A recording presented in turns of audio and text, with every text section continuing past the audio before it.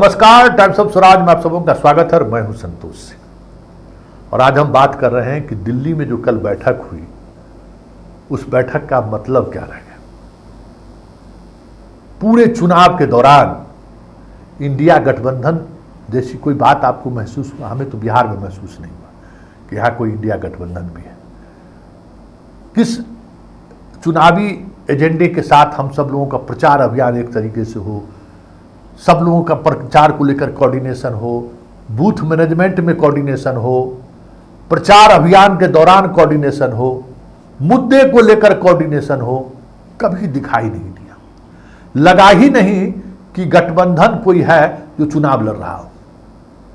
2015 में यहां लालू और नीतीश साथ चुनाव लड़ रहे थे। जितनी बार मोदी बिहार आए उतनी बार शाम को नीतीश कुमार प्रेस कॉन्फ्रेंस करते थे और उनके हर एक सवाल का वो जवाब देते थे और उसका असर इतना व्यापक पड़ा कि मोदी को बिहार आने के बाद संभल कर डाटा रखना पड़ता था, संभल कर अपनी बात रखनी पड़ती थी।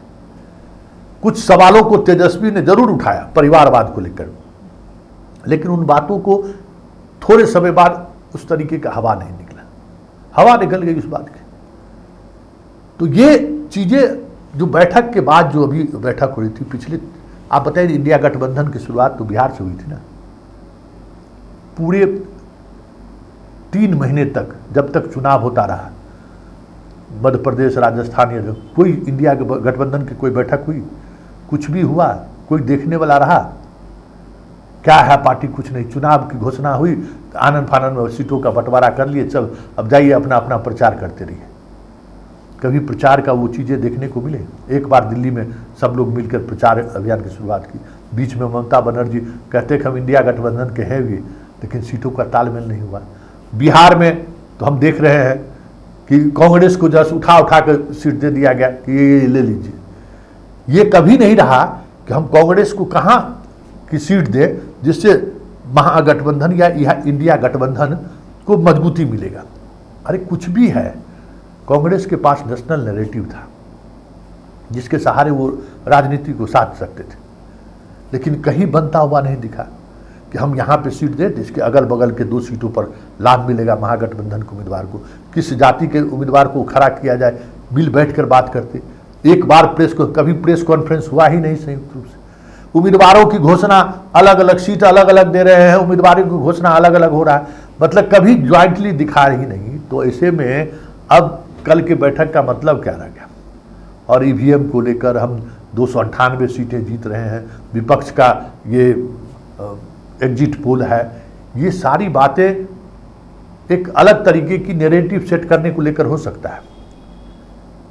तेजस्वी यादव की बातें को मीडिया में दर्शाना और मीडिया वाले के बीच ये चीज़ें लेकर आना कि भाई हम 251 सभा किए हैं, वो सारी चीज़ें रही। लेकिन कल बैठक में शामिल होकर आप क्या संकेत देना चाहते थे देश को?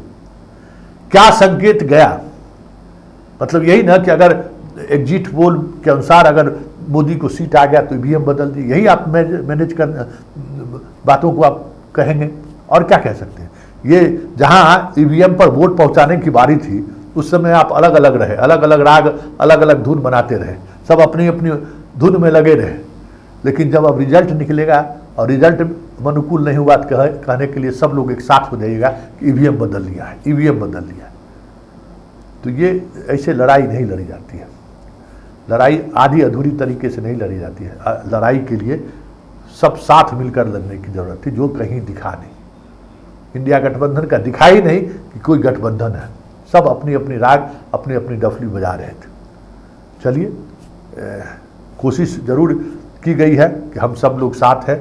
आने वाले समय में सारे विपक्ष इस तरीके से एकजुट रहे तो मोदी की संख्या बल जो भी हो, लेकिन एक बड़ा दबाव मोदी पर रहेगा।